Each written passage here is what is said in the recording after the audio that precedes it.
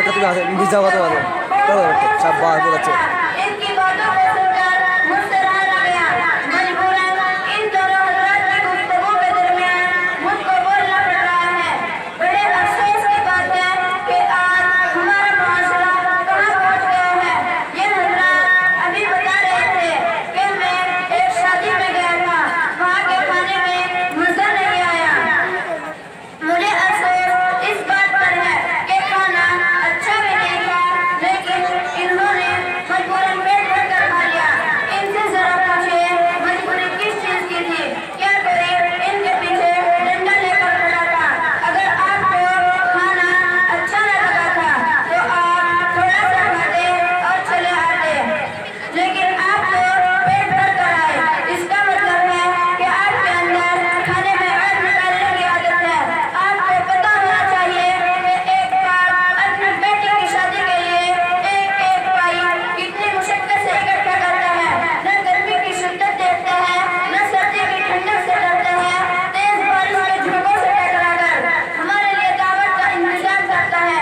एक हम लोग हैं कि उसकी कई सालों की मुशक्कत और मेहनत के कमाई के खाने में ऐब निकाल कर उसकी मेहनतों पर पानी फेर देते हैं।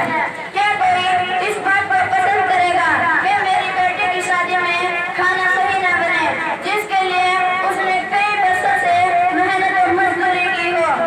मेरे दोस्तों, एक बाप को अपनी बेटी की इख्तियार इकट्ठा करने में जो परेशानियां आती है वो एक बार ही समझ सकता है।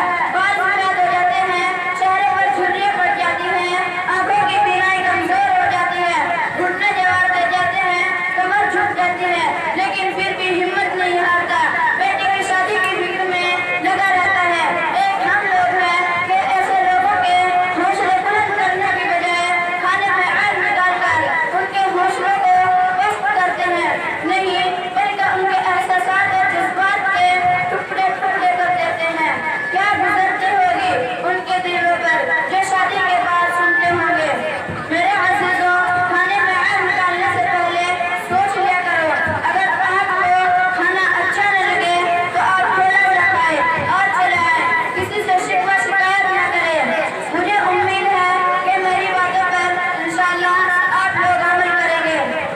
मौलाना, मैं बहुत शर्मिंदा हूँ, यकीनन मेरी समझ में आ गया है मैं बहुत बड़ी गलती पर था। इंशाअल्लाह मैं आपकी बताई हुई बातों पर अमल करूँगा और आइंदा कभी खाने में ऐब नहीं निकालूंगा। और आप दुआ करें अल्लाह तबारक व तआला हमारी और तमाम मुसलमानों की इस बुरी आदत से हिफाजत फरमाए।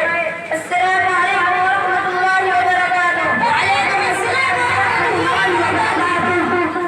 माशाअल्लाह, अल्हम्दुलिल्लाह, बड़ा जोरदार ताली बजाओ।